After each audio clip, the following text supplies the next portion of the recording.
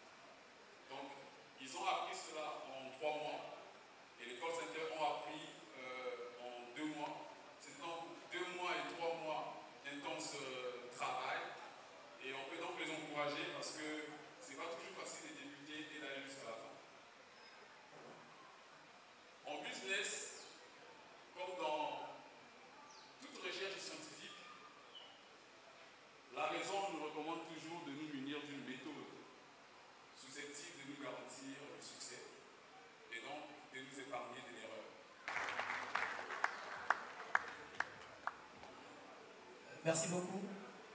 En aviation, le temps, c'est de l'argent. Le temps, c'est quelque chose de précieux, c'est une ressource inestimable. De même dans le business. Et c'est avec ce regret que je me permets vraiment de présenter personnellement mes excuses pour tout le retard causé pour cet événement. Certains facteurs n'ont pas pu être maîtrisés pour régler mes factures. Parfois, quand je voyais le nombre de factures accumulées et des obligations pour lesquelles je devais faire face, je voyais le montant qui ne faisait qu'augmenter. Le problème, ce n'était pas forcément les opportunités qui manquaient. Le problème, ce n'est pas forcément que le contexte du pays ne nous permettait pas de faire du business. Le problème n'était pas forcément qu'il n'y avait pas d'argent pour pouvoir faire le business. En réalité, tout est toujours possible. La chose la plus importante que j'ai fini par comprendre, c'est la stratégie. Il faut avoir une bonne stratégie. Quand vous avez une bonne stratégie, ça vous donne l'opportunité de réaliser n'importe quel projet. Et depuis ces 3-4 dernières années, j'ai commencé à développer beaucoup de stratégies pour savoir d'abord comment relever le niveau de mon business. Comment faire en sorte que chaque mois, nous gagnons beaucoup plus d'argent pour gérer non seulement le fonctionnement de l'entreprise, mais aussi avoir de l'argent de réserve, de l'épargne, qui va nous permettre d'investir dans notre business. Aussi difficile. Comment vous avez fait pour décoller? Surtout quand votre business dépend de l'électricité que vous ne contrôlez pas, il n'y a pas de courant, il y a des problèmes de transport. Comment vous faites pour trouver des solutions qui vont vous permettre de faire décoller votre business? C'est vrai, tout le monde n'est pas appelé à avoir un business, mais tout le monde est appelé à payer des factures. Vous n'êtes pas obligé d'avoir une entreprise avec 10 employés, avec 20 employés, mais à un certain moment de la vie, vous avez besoin d'avoir une assurance, une sécurité. Pour que si jamais il arrive quelque chose, Vous avez de l'argent quelque part qui s'occupe de vous, qui va payer votre hospitalisation, qui va payer l'éducation de Congo, où il y a beaucoup de problèmes, encore de niveau fondamental, qui ne permettent pas forcément de favoriser l'écosystème entrepreneurial. Comment on fait pour trouver des solutions? Et donc aujourd'hui, je suis là, c'est pas pour te dire qu'il y a une règle d'or. Je ne suis pas là pour vous dire qu'il y a 3 méthodes qui vont marcher. Je ne suis pas là pour vous dire que voici les 5 méthodes qui vont marcher. Je suis là surtout pour partager directement avec vous. Je voudrais que vous me posiez des questions. Vous me posez des questions sur quelque chose qui vous préoccupe. Vous me posez des questions sur votre business. Vous me posez des questions sur quelque chose qui ne va pas. Peut-être que vous avez une idée de business, peut-être que vous avez un peu d'argent, peut-être que vous avez beaucoup d'argent, peut-être que vous êtes sur le point d'investir. Parce qu'aujourd'hui, on remarque qu'il y a beaucoup de gens qui ont investi leur argent et ils ont tout perdu. Il y a des gens qui se sont lancés dans la construction. Après, ils ont compris qu'ils n'ont pas gagné d'argent. Et c'est souvent le cas. Généralement, de façon conventionnelle, les cadres qui ont un certain pouvoir d'achat, leur meilleure façon de garantir une sécurité, c'est généralement construire une maison et mettre en l'eau. Ils pensent très peu. En fait, quand vous êtes vivant, vous-même vous êtes là, vous gérez votre maison, il y a une certaine coordination qui se passe bien, il y a un certain ordre qui est établi. Mais quand vous n'êtes plus là, la plupart du temps, vous allez voir, les enfants se bagarrent pour cette parcelle, ils vendent la parcelle. Et ils ne vont rien faire avec cette parcelle. Donc ça veut dire que le résultat de cet investissement est nul. La chose que vous pensez que vous avez sécurisé, vous n'avez rien, c'est que le monde ne vous permet pas. Le Congo, c'est un pays avec beaucoup de problèmes. Ici au Congo, si tu ne connais pas quelqu'un, on ne peut rien te donner, on ne peut pas te donner un marché. Et donc, ils trouvent des excuses pour justifier pourquoi son business ne marche pas. Et très peu de personnes sont capables de reconnaître en réalité eux-mêmes, ils sont le problème de leur business. Et moi, avec la petite expérience, je pourrais dire 90% des business qui ne fonctionnent pas, le problème, ce n'est pas le business, c'est la personne qui gère le business. Et ce soir, nous sommes là pour pouvoir partager des expériences. Nous sommes là pour dire qu'est-ce qui peut marcher, qu'est-ce qui ne peut pas marcher.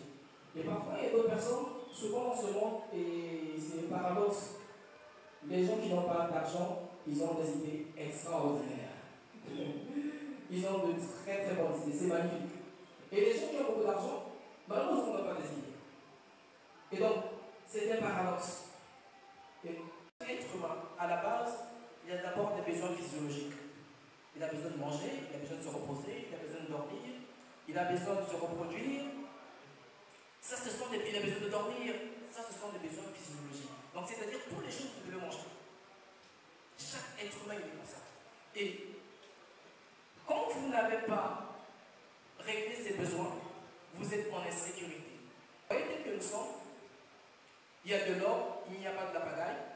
C'est justement parce que tout le monde a de quoi boire ou tout le monde a mangé depuis ce matin. Croyez-moi, si nous étions dans une configuration où tout le monde, depuis 2 jours, n'a pas bu de l'eau, en emmenant la première bouteille, tout le monde devait se bagarrer pour boire cette eau. On devait oublier qui est chef, qui est petit, qui est grand. Tout le monde devait se bagarrer pour prendre la bouteille d'eau. Parce que c'est l'instinct de survie. Et c'est à ce niveau de besoin qu'une grande partie de la population se retrouve dans les pays pauvres. Ils sont encore dans des besoins de manger, des besoins de bien dormir, de se reproduire.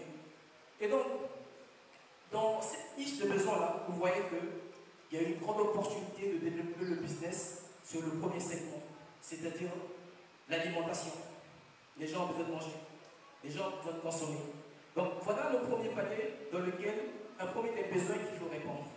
Et généralement, quand les gens ont satisfait ce besoin-là, ils vont passer à un besoin suivant. C'est le besoin de sécurité. Donc c'est-à-dire nos étudiants qui sont ici, par exemple, ils ont un besoin, ils ont le besoin de satisfaire tout ce qui est physiologique. Mais pour avoir l'argent de manger, il faut un travail. C'est la raison pour laquelle ils font une formation. Ils ne font pas la formation parce qu'ils aiment la formation. Il faut faire la formation parce qu'ils trouvent un travail. C'est la raison pour laquelle les gens étudient, les gens vont à l'école. C'est parce qu'il y a une menace quelque part. Si tu n'as pas de travail, tu ne pourras pas répondre aux besoins physiologiques. Et ce qui les motive à apprendre pour qu'ils aient de l'argent et puis manger. Et quand vous avez satisfait ce besoin, généralement, vous allez passer à un autre besoin. Ça va être le besoin de sécurité. C'est-à-dire, je dors où? Où est-ce que je vais passer la nuit? Il faut que j'ai un toit. Et généralement, c'est là où la plupart des personnes qui travaillent se trouvent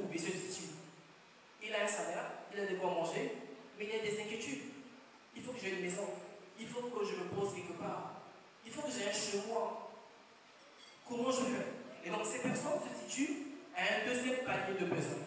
Et vous voyez donc, ainsi de suite, à chaque étape, vous avez des besoins. Maintenant, après, je vais sauter les étapes, je vais arriver au dernier besoin. Pour des gens qui ont déjà réglé tout ça, c'est comme me disait un ami de qui en Afrique du Sud, il me disait, il est Tala.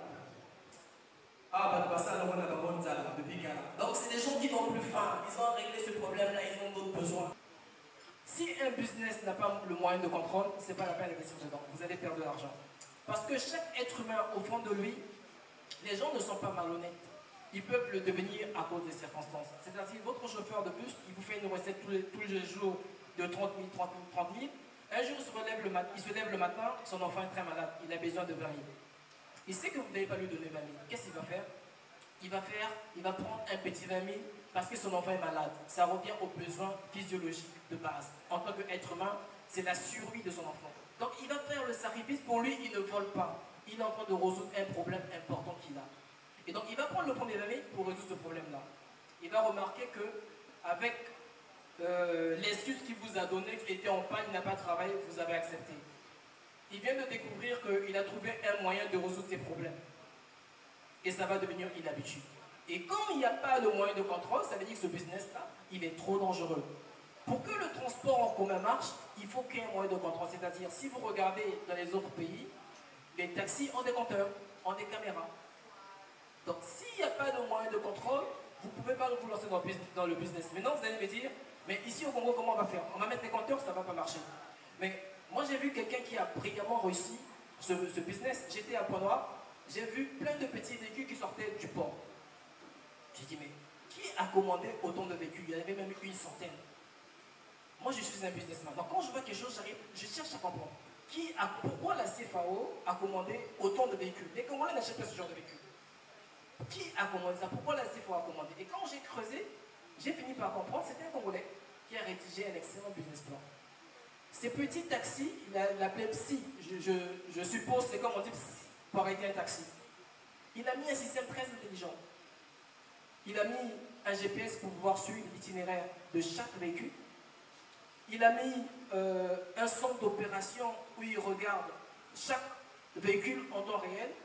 Et il fonctionne avec des abonnements pour aller laisser des gens à des endroits précis. Et donc, il a le contact directement avec des abonnés. Donc, c'est-à-dire, il maîtrise ses chiffres. Il sait que j'ai 30 clients, chaque client me paye 20 000 le mois, ça fait 600 000 francs. Donc, il a la maîtrise de ses chiffres. Donc, son business est rentable parce qu'il a un moyen de contrôle. Mais si vous mettez un business, il n'y a pas un moyen de contrôle, ça ne sert même pas. Voilà pourquoi, moi, personnellement, je ne peux jamais investir dans un taxi au Congo. Impossible. En tout cas, n'hésitez pas à lui poser vos questions. Je vais prendre... Merci beaucoup, monsieur. Je suis Florent Likibi. Mes admirations, parce qu'on ne félicite pas un chef. En ces circonstances, vous devenez notre chef parce que vous nous instruisez. Je suis paysan.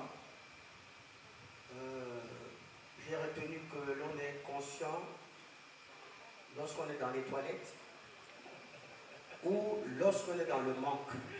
C'est ça. Comment attendez-vous conseiller ces Congolais pour qu'ils soient conscients avant cette étape? Première question. La deuxième. Vous savez que les villageois, c'est des êtres en raccourci. Ouais. Pouvez-vous nous rassurer ici que vous êtes riche ou vous pouvez vous comporter comme un cordonnier mais qui n'a jamais eu les bonnes chaussures? Merci beaucoup. Ok. Merci à vous, on peut applaudir ça. J'ai retenu la métaphore.